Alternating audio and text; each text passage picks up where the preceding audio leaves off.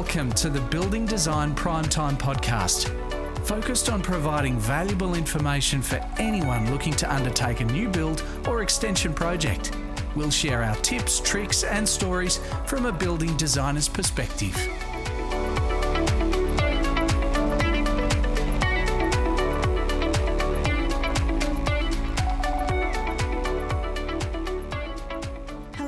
Welcome to the Building Design Primetime Podcast. I'm your host, Amelia, and once again, we're joined by Frank Geskus. Hey, Amelia. Happy Friday. Another happy Friday. Yeah. And we've got a special guest. We do. I'm excited. You going to do the intro? Oh, I suppose I should do the intro then. It's your job. It's my job.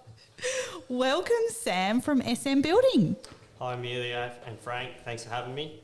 No worries. We're going to have a chat to you today about passive house. And I feel like there's so many misconceptions, and it's a term that's sort of something you can search on Instagram and everyone's looking for what passive house is, but I don't think anyone really knows what it is. Some do. Some do. Some don't. And you can learn a lot about it online, but you can. But not try to listen to all the bullshit you need to talk about people that actually know what they're talking about. And to be fair, Sam's working on his units out at Hadspen at the moment, which I had the pleasure of visiting, and it was awesome to have a chat over the challenges and the details, and I couldn't stop asking you questions all the way through. Angela, who was with me, she must have felt like didn't get a word in edgeways. Yeah, it's interesting once you start going down that path, I think, the learnings and stuff with passive house, for sure. So do you want to quickly say, in your opinion, what is passive house? So I guess like a passive house is, I guess it all starts with the design side of things, where you use they've got 5 key principles: insulation, high performance windows and doors, air tightness, and mechanical ventilation, and eliminating thermal bridges. And that's all done in the design stage to make it a energy efficient, comfortable, healthy home to live in. Yep. And the units that you're working on now, you work closely with the architect on that one? Yeah. So the designer we had, Torkel, he's been really good designing, and so he was really good to help through that process. And did he learn lots out of it from a practical sense as well? I'm not too sure. He's part of the Passive House Association, so he probably knows a fair bit about it. But yeah, I think it's probably a learning curve for everyone involved. I think we had Ruben from Res Engineering doing it. Was his first time doing it, so I think everyone took a lot out of it and probably opened a few eyes, I think. So yeah. And I suppose that's what it's about. Different construction techniques. Yeah, definitely. And how you were describing the amount of steps and photos you had to take at each step it kind of blew me away. Was it 120 different steps? Was it? Oh, well, I'm not sure. Like, it feels like you're almost a photographer rather than a builder. You've got to take a lot of photos for evidence. That I guess you're replicating the design because that's what they model everything off. And if you're sort of deviating from that plan, obviously that can change the outcomes. Documenting what insulation that you're putting in the slab, in the walls, the size of the frames, the windows, all those sort of things, like the gaps. Yeah. Documenting that you're not doing it with gaps in your insulation, all those sort of things. Yep. So I guess once you at the time you came to the units to see, it was just looked like a normal development then, doesn't it? It did. It looked like a normal house. So after the fact, you've got no idea. So I had to take my jacket off. that helps. It was a bit warm in there. Yeah, and that's the whole point of it.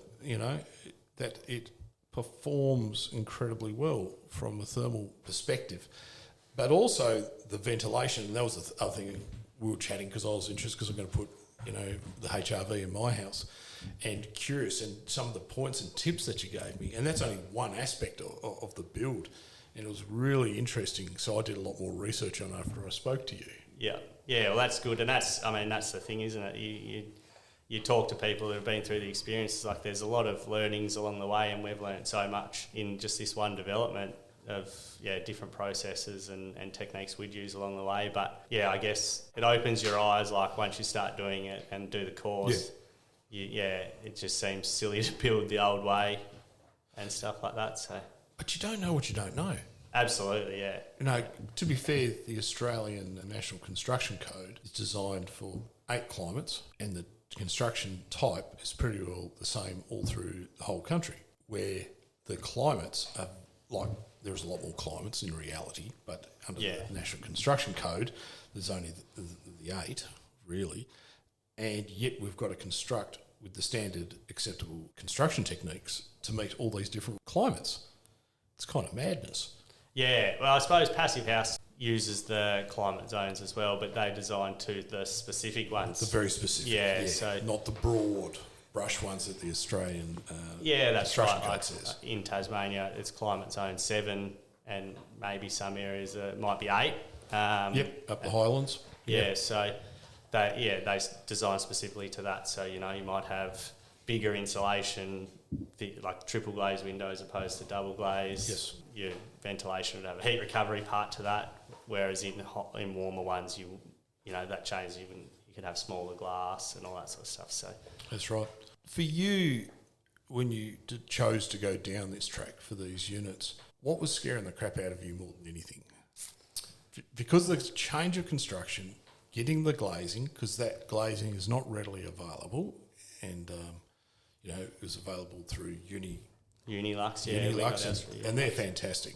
Yeah, Stu's really good. He was really good to deal with, and I think everyone in the Passive House sort of like realm is pretty happy to help out where they can, and with whether it's just tips or whatever. So in terms of I get the unknown, like there's so much in terms of like you can price everything up, but like there's a labour content that you can't really estimate for because it's such an unknown. Because you haven't done it before. Yeah, and then I suppose on the back end, getting your money back from that perspective when you're selling it. I mean, for us, it probably wasn't as like obviously everyone's in it to make money. Yes. But I guess for us, we had two reasons for doing it. One was because that's what we wanted to get into from like building better homes for people and that sort of stuff. So we thought, what better way to show that we're doing it than doing it for ourselves? There's a lot of people out there say we specialise in high performance or passive house, and have they built one or not? Who knows? So we were just talking about that. Yeah, so I think the proof's in the pudding. Like if people are seeing that we're doing it and we're going out on a whim, I suppose, then that gives them clarity and positivity around that. But and confidence because you've done it and been through it. Myself and looking at how you did some of the cladding, the flashings, and we went through it. It was fascinating because it was stuff there was certain details I wasn't 100% aware of on how you had to do the windows, because the windows, triple glazed windows, were inside the frame. They don't have the same reveal as you see in most Australian homes. Yeah, that's right. Yeah, that's that biggest difference. So then you've got a reveal on the outside that you have to form, and that's to make sure that the insulation and the triple glazed windows are all in a line, so the insulation is consistent. Yeah, continuous insulation. So so there's a few different parameters that change in that, and after doing the course, and they talk through that, it just makes sense. If you have and that's not to say there's not places for aluminium to be used, there definitely is, but it's on a 130 reveal most of the time. So then by the time that's sticking out into the elements. So then the reveal becomes that weak point for... Yeah, as well, and aluminium. I mean, it can get thermally broken, but regardless of what the window's made out of, if it's sticking out past that layer, there's just a weak point and you're never going to fix that. So, that's probably some of the bigger learnings we've learned from the course, I think. Yeah. And it's the thought... Then the work that goes into getting the external flashings. Yeah, we're talking about that. It's a lot of change and it's a lot of detailing to make sure that it's watertight. Yeah, that's right. And Stu from Unilux was really good with that. He sort of gave us a few tips on how to do that, and I think they've come up really well. And sort of they're not sort of they don't stand out, so it's not going to change that much for the client if that's the way that you do it. And that was probably, I guess, when you're thinking about doing these, the unknowns. So it's how are we going to do that and make it look good? Or because people aren't expecting that. So Yeah. they're expecting their windows to meet the brickwork and all that sort of Yeah, stuff. exactly, So, because that's the normal construction. yeah. Whereas you have to think it completely different. Yeah, You know, just to get it to, because the focus is on performance. Aesthetics is important, but you find another solution on the aesthetics. Yeah, absolutely. And I think with cladding, it's a bit easier. The brickwork one, it's a bit harder, isn't it? Yeah, Because, I saw that. But Yeah. you made it look really neat. Yeah, and there's other ways of doing it. I've seen some other ways after we did those, and they're pretty neat as well. I guess it comes down to, the cost side of things as well. So, yeah, just sort of trying to find that best solution. It's that balance too. What do you think some of the biggest misconceptions of passive house is? Probably one of the biggest ones I've heard probably is people think you can't open your windows and doors. Really? Yeah. Wow. so, I wouldn't have thought that. Well, I suppose because you talk about the air tightness and all those Yes. sort of things. People think, oh well, you can't then open your windows, I suppose. So, but it performs the same. As soon as you shut the windows, it's back to working how it's meant to. But also when you checked out these triple glazed Unilux windows, Yeah, they're pretty cool, aren't they're they? cool because they were tilt turns, Yeah, and that was cool to try one for the first time. yeah, and they just feel like when you open them, they just feel good, and you know that solid. they're doing what they're meant to do, which is nice. Yeah. So it was casement. Yep. So it opens like casement, so it opens like a door, Yes. and then you lock them, change the handle the other way, they tilt. Oh, that's open cool. from the top. Yeah. Oh, that's really cool. Yeah. So Now, to every international person That's if their by chance standard. listens to stand, Tasmania, well, Australia is very unique. yeah, definitely. We've got dirty sliding windows with the fly trap track in them. Yeah. All the wind out ones. All the windy ones, Yeah. yes, our awning windows, we love those. And we've got them in here in our room. Yes. Yeah. But that's going to potentially be a thing of the past. Because Yeah. as it becomes more popular, they'll start making this stuff in Australia. But at the moment, Europeans do it so cost effectively. Yeah. Well, so Unilux do come from Germany. Stu down Hobart deals with them, but yeah, they're quality window, and I think the more people use those sort of windows, the better it will be from a.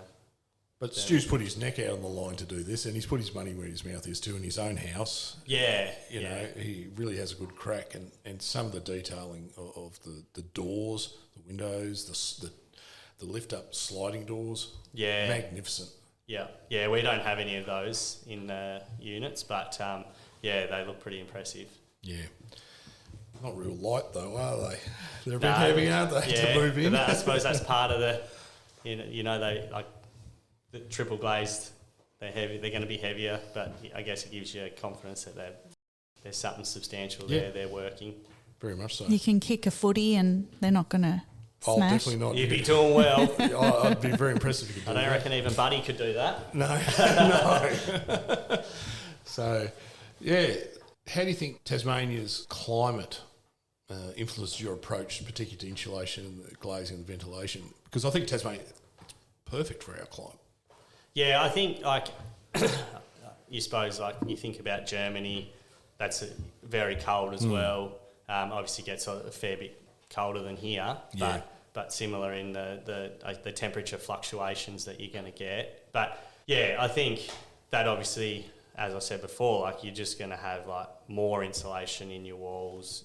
You're going to have triple glazed as opposed to your double glazed windows, and heat recovery in your HRV. So I've harped on this a few times on the podcast. I'm a big HRV fan. You've converted me. I think I'd love to put in my new house. So the heat recovery ventilation system, people, it's utterly potential. You could change your life in the health of your home. Yeah, it's not definitely. cheap because when I confirmed the price that I told you, that was right because my unit's the next size up. Yeah, right. Yep. So because my house is that much bigger. Yeah. So they model them to the size of the house and Yeah, the of needs, I suppose. So, but I guess the main thing with the HRV would be that it just recycles the stale air that you have in your house, that you've created extra moisture and all of that. So then that just recycles it with the fresh outside air and brings you back nice clean air. Yeah, dirty air out, clean air in. That's it. And then swap the heat over. Yeah. So I think that alone sort of helps with like probably a lot of health issues potentially, like, you know, if you have asthma or whatever like that. But also in Tasmania we have this unique thing with during spring where everyone has allergic reactions to Hay fever. Yeah, that'd be another big one. Yeah, because you can change the filters within the units as well. Yeah, there's to different levels. Yeah, which is really interesting, and that's probably the only maintenance you need to do is the regular filter change. Yeah, so and then the heat exchanger cleaning and things like that. Yeah, 6 months probably changing and your filters, and I guess when you think about it, it's probably the same as what you should do with a heat pump. Yeah, but nobody does. Yeah. Well, it's funny, at home we clean the filters out regularly. Yeah, there's a lot of people that wouldn't and don't even think about it. It's a bit gungy in there. Yeah. And then, so I think, having a HRV and having to change it every 6 months could probably seem like but it's so easy because you pull it out, chuck a new one in. Yeah, that's Compared right. to trying to clean out the filters in your heat pump, it's different, You know, I know here at work, in the office, the cleaner has to clean that every 4 weeks. We get them to clean the filters. Yep. But it's interesting. It's just normal maintenance. And this is, I think, with housing, people forget maintenance on housing. Yeah, for sure. You know, and this is to do with your health and well-being within the house. And it's no different cleaning your house, in a sense. Yeah, it should exactly. be part of that process. Yeah. Yeah, and the mechanical systems, they're so easy to switch over, the HRV to switch those filters over. What's been your biggest learning, do you think, since building these units? Because, like as you were saying, you had a lot of learning on the detailing, but has there been a big standout for you? I guess most of ours would be around, the labour component and making things a lot easier. I was talking to Alicia about the decoupled slab and the XPS around that for the insulation and then transitioning your airtight layer onto the slab. We probably do that a lot different and probably put the starter strip around before the XPS goes in and just make that transition of the airtight layer a lot easier. Sure. Because that was quite labour intensive with that probably. Well, not like intensive, but it just sucked up a few more hours than you'd probably like. And that's just part of the learnings, isn't it? Yeah, and we went the other way and tried to make things easier and tried to leave all the internal frames out and so that we could roll the Intello around a lot easier, and that just became a headache. And then when you go to do the internal walls, it's just a lot slower. So, and that's probably the beauty of doing something like this. Like we work out those issues on our own thing rather than when it's for a client. So it's true, because when you go do a client, so whether it's going to be a passive house or a high performance house, you're going to have these techniques down. Yeah. And you can give the advice, but you can give the advice to designers like ourselves as well. Have you ever considered doing it this way? Yeah, that's right. And I think everyone's going to be learning along the way for a little while with it for sure, because it is such an unknown product and different techniques, I suppose. But and I think it is about collaborating with everyone involved to make sure you get the best outcome. Yeah. So one question in relation with passive house and then passive solar, which are two different things. Yeah. But combine them together, you potentially can have a very, very comfortable house, as long as you don't overcook it literally by overheating the house due to the passive solar design. Yeah, so I guess in passive house design, passive solar would be part of that design when you're doing overall. Because it's ingrained, like for us, it's ingrained in us. You've got sun into your living space. Yeah. Once you've had it, you can't live without it, you know. Yeah. And I've got some young designers and stuff and got them to sketch stuff, and they've got stuff facing south and west, and I said, dude, start again. Yep. You've got to use the sun. Yeah, and I think that's, passive solar is obviously based very much around utilising the sun and probably having a thermal mass inside to take the heat in and disperse it. But I guess there's that high element of risk with overheating and how quickly that escapes. Yep, and it's easy to overheat. It's funny, isn't it? Yeah. I mean, our house that we've got a lot of solar passive gains, and it gets ridiculous in summer. You think you won't have to run the heat pump in summer, but we've got to run it on air conditioning just to try and cool it down. So we've got the same problem in my house. Yeah, whereas I guess passive house definitely uses elements of getting the solar gains, but it's the whole design to eliminate the overheating and that sort of stuff, as well as... And the beauty is we've got software now, and I'm not talking about the passive house software. I'm talking about PHPP, and we can work out what's going to overheat. Yeah. Or under or whatever. So especially with your living areas, you really want to work out if you're going to cook someone in there. Yeah. Because then you've got to compensate with mechanical ventilation, as in the heating and cooling. So that's part of that design process as well. So we're actually starting earlier with our thermal design of overheating areas, or your bedrooms and stuff. You probably utility areas are on the southern side. Yeah. But then try not to overheat, because like even in Tasmania, you will get a 30-degree plus day. You get the overhang, so you try and reduce the amount of direct sun onto your glass, but that's not always perfect. I actually find the fringe points of autumn and spring, and the living area heats up something shocking because the sun is hitting the glass directly on an unseasonably warm day, and she gets pretty uncomfortable. Yeah, and I guess that's where everyone's learning along the way, aren't they? Like you guys were taught to use solar passive for a long time, and now that passive house has become a thing down here, it changes the way you think. It does. And design stuff. You can minimise the size of your windows and those things, and use the PHP to ensure that you're getting them right, I suppose. Yeah, exactly. So one question a lot of people are going to ask is cost. In the past, since COVID, everything's gone up ridiculously in price. It hasn't quite matched the inflation rates, but not even close. So our general construction costs have increased considerably. And this is very hard to quantify what the extra cost of passive house would be, because it depends on the complexity of the build, simple to complex, how it's sitting on the site, size of house, like square meterage cost. Because if you're doing a 300-400 square metre house, that cost gets further and it's harder to control. Yeah, absolutely. I think putting an exact number on it, or a percentage, like, people might say 5 to 10%, would be probably a healthy range. But like you say, it does come down to the design side of it. But I also think building a passive house shouldn't be based around the cost. Like, there's so many more benefits to it, like the health of the occupant in the home, the comfort. But so many people aren't talking about health. In the industry, we're talking about health of the house. But a lot of people aren't talking about health. They're more interested, I can't get the stone top I want because that's been banned now. Yeah, well, this is true. There's a few of those sort of things. But around. People are more interested in that. I want to have this flooring, I want to have this, that, rather than think of the house, the health of the occupants.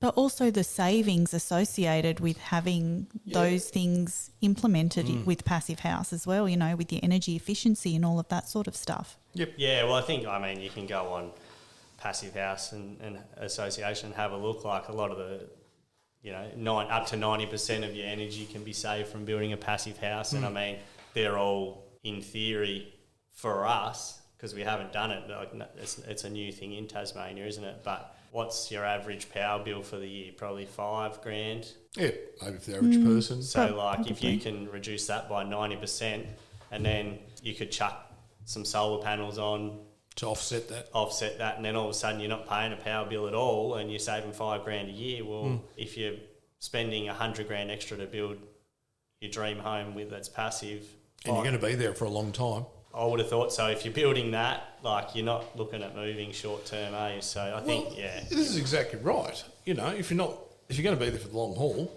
do it once, do it right. The price is long forgotten, isn't it? Yeah, absolutely. And I think the return on investment isn't necessarily just monetary, but I understand that a lot of people, that's the trigger. Oh, it's the 100% focus. Yeah. And I think, what's my return on investment? Yeah, but I guess the return on investment for money side of it, you'll get it back and more, I think. Time will tell, won't they? That comes down to that education of wow, this house is awesome to live in. But also in Australia, we build some ginormous houses. Yeah, that's right. We're probably, I guess, unique to a lot of other places in the world, aren't they? It's a bit more minimalistic in the sizes of houses, maybe with the exception of the US. But no, Australia apparently has got the biggest, on average per capita, the biggest houses in the world. Yeah, right. So that's crazy, really.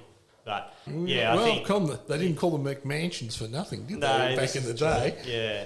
So I think that's where we can probably make adjustments and go, okay, well, do we really need 7 lounge rooms? Yeah. 15 bathrooms?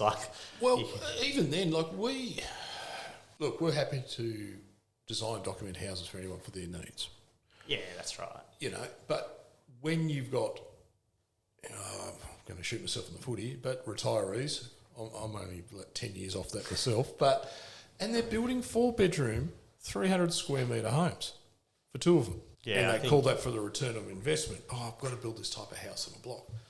Well, it's like for your kids, or they'll come back when they come back, or whatever. Or grandkids, or whatever excuse like that. So, but I think we've got to change our mindset because it's a bit of a waste. Yeah, I agree. I think if you're looking at building a 300 square metre house, your budget's surely got to be north of 900. Yep. So why not go, okay, well, why can't I build a passive house for 900 and be only 200 square metres, 210? Exactly. Have the things that you need and have a better house, more comfortable to live in. Healthier house. Healthier. Yeah, it's crazy to me. It's a mindset though. Yeah, I think it's a lot to do with the Australian society of, I guess, keeping up with the Joneses. Next door's built this, I've got to do that, and got to have the alfresco. Got to put the spa in the corner, the fire pit here, kids' and cubby house there. But the other side of it is too, you can do things later. You can't. Well, you can make it passive in a renovation, but I was going to talk about that. If you're building a new home, put that stuff in your house. That's going to make a difference. You can do the fancy bench tops or gold standard taps and that stuff later if that's what you want to do. Get in there. But they all want it now, dude. Yeah, I know. It's hard, I suppose, but it is because sometimes it's an expression of themselves, the personality, however you want to put it, how they want to live. Like you say, keeping up the Joneses, appearances, all of the above. Yeah, it's an interesting thing that a lot of Australians got to get over because we can't afford the bigger houses now. No. I'm looking at my kids and stuff. A couple may not even get into the housing market. Yeah, well, that's right. And I've heard recently a lot of stuff about generational homes. That's going to have to be those. We've discussed it on the podcast. We've had a podcast on that. Yeah, generational homes. Yeah, seriously, because we've had clients inquire where grandparents, kids, grandkids are planning that. Yeah, and if you're planning for that, why not do something that's going to... It's a big-ass house, though. Yeah. A lot of people in the house. But in saying that, I guess it's on a scale of economy, isn't it? Yes, it in is. some degrees, bigger's not necessarily going to be more expensive with the passive because it's still a HRV that you've got to put in. Exactly. You've still got to, yes, it's going to be a little bit more in materials, but I guess it comes down to how complex you do the design as well. We've got pictures on the wall, and some of these are really expensive builds because of the complexity to make them look amazing. Yeah, and I guess that's probably, obviously doing a unit development, you can't go too silly. No. But I guess we've tried to be, pretty simplistic in the design so that it's to transfer it into passive house and make it achievable for us to do and try and be on a pretty conservative budget. It all comes down to that design and being simple. Yeah, it does. And it's what the client's understanding what they want to achieve. Yeah. And then it comes down to the type of materials you use within the building itself.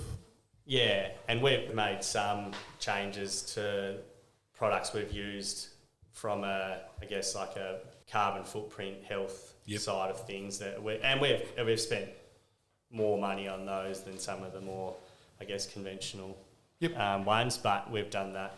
Because you used the WeatherTex. Yeah, we used the WeatherTex product, which is a bit dearer than your James Hardie's, for instance. You're not buying it. I'm not buying it to be the cheapest. I'm buying it because it aligns with the values that we want to be promoting of carbon neutral, healthier, that sort of stuff. Same with our bricks, like carbon neutral bricks. Yep. Recycled products in those.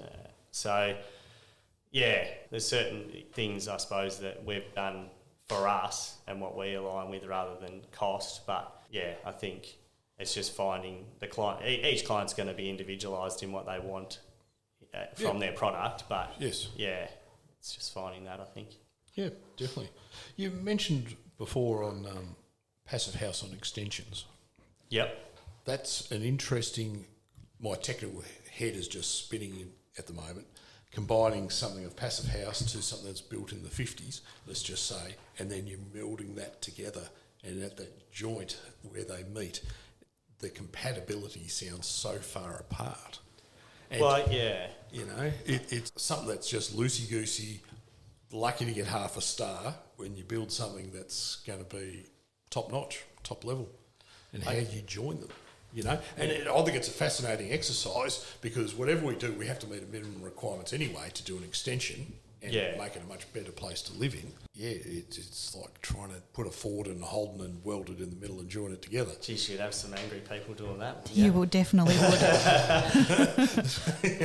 Well, but no, I suppose there's multiple ways you could probably go about it. Obviously, we haven't done one of those yet, as these are the first passive house we've done. But if you wanted to, you could do the envelope that's the extension as purely passive and put your connecting wall and door as airtight. And you'd have to compartmentise it, wouldn't it, from the rest of the house to actually get it to work, function really or you well. retrofit the other one, like the other part of it. Which has is a challenge. That would be a challenge, absolutely. But there's different parameters for the passive house retrofit because there's obviously a lot more complexities in that. Because you're stuck with a certain type of construction of the old way of doing things where it was literally very loose, no airtightness, no gaps. And I actually probably think, in a way, potentially the older houses, the really old ones, would in some ways be maybe easier to achieve that. I would agree. Whereas if you're sort of trying to, like when you've got metal sarking and stuff on the walls, like, you know, that like your presents 80s, different. 80s brick veneer. Presents different challenges, I think. But it'd be very interesting to go through that process for sure. Because I would have thought in certain cases it would be easier, like, for argument's sake, you're doing an extension and it might be the living area, hopefully. You're doing the living area, kitchen, dining, bang, you can compartmentise that. Yeah. But then the remainder, you do an upgrade, you may not be able to do the same level, but there'll be certain principles you can put in there that's going to take it from dog shit, half a star, to possibly 5 or 6. And that's where you could incorporate, I guess, your high performance to passive. Like, you could do the extension in your passive house and do what you can with the other parts, whether that's bigger insulation, maybe putting in an airtight layer around there. Obviously, your windows are a big one you can change. Or you want to keep the look, so you can actually change the window frames and retrofit them inside the timber frames, which is a lot of work, depending on the look of the build. Because I think that's a whole challenge, trying to keep the look. There's nothing worse than seeing a 70-year-old home and they've just slapped aluminium windows in. It looks pretty rubbish. Yeah. I must say that the PVC windows do fit it a lot nicer. It's funny. I reckon maybe 10 years ago I was working for another builder and there's PVC windows in there and I didn't like them at all. They were big and chunky and heavy, and I couldn't believe people would use them, and now I've done a complete backflip. I think the best thing. Well, I think timber allium clad windows would be they're the gold standard. Yes. For me, but they look amazing. Yeah, I think they look really good. Yeah. But in terms of, you know, getting them and trying to getting a passive house and all that sort of stuff somewhat affordable, well, more than somewhat, hopefully affordable for everyday people, then, you know, PVC is going to be more achievable for sure. But yeah, it's just crazy how, like, times changed the view with that stuff. Yeah, we all go through this process and we've got to be convinced of changing how we perceive certain products, how things are built, how they're put together. And it changes over time, because then we see the evidence of when you work on renovations of, you know, you get underneath. And I think I've shared on the podcast before where I've worked on older places and we go in there and there's black mould on all the studs, every one of them. You know, it's a black stain. It doesn't look much, but it's there. Yeah, that's right. And I guess a lot of the time, until it comes through on your plaster, no one knows about it. Yeah, and it's unlikely it ever will, because it just gets to a point. Yeah, and it's one of those things though, like, inadvertently you probably do know about it. Like, if you live in a house that's got that, you're probably getting sick more often than you're not. Quite possibly. You know, yes. Yeah. maybe have respiratory issues or Could be. whatever. Like, But you'll never know because it's tucked in. you won't know behind. the reason behind it, but if you're looking into it, and potentially you'll find that could be the answer. But it's an expensive way to find out is if you're ripping the walls off just to find out, isn't it? But you can get cameras in the holes, but you've got to get some Yeah. insulation. But in this, I suppose, the National Construction Code is so contrary to passive house. We might wrap up part 1 with Sam from SM Building right here, but stay tuned because in our very next episode, we're going to dive straight into part 2 when we welcome Sam back to chat a little more about passive house. Thanks for listening to the Building Design Primetime Podcast. We'll catch you next time.